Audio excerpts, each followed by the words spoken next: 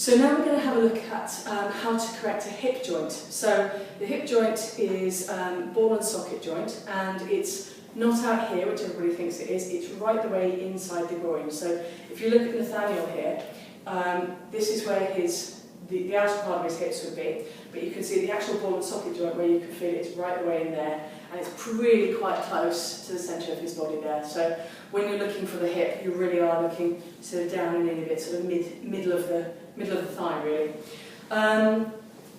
When hips go wrong, what tends to happen is that the back of the capsule tightens up a little bit, and that pushes the head of the femur too far forward in the capsule, but it also tends to, the glutes tend to get a little bit weak, so it tends to roll inwards a little bit and it gets a bit jammed.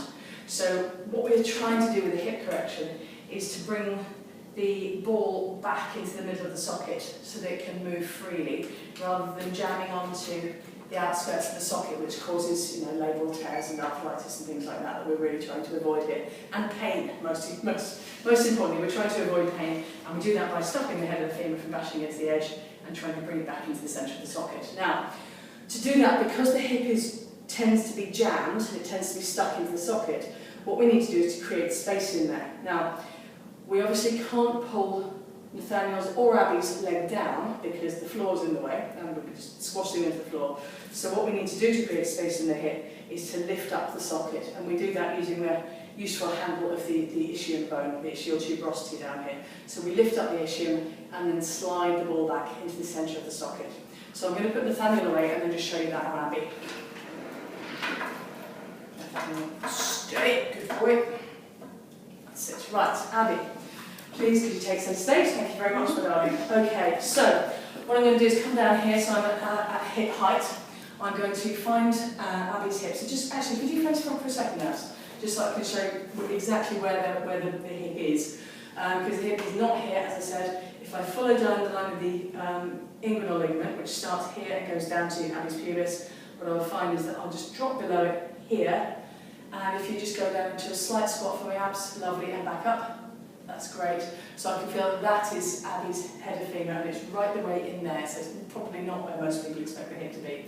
Lovely. Go sideways for my abs. Beautiful.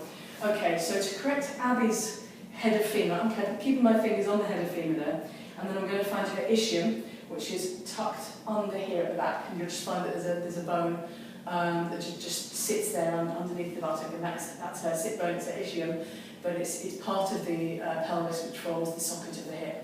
So, Abby, let's offload your hip a little bit. Can you just lift your right knee for me? That's it, perfect. So she's keeping her heel down, but her knees just come up, just offloads the foot a bit, so her weight's on her left leg.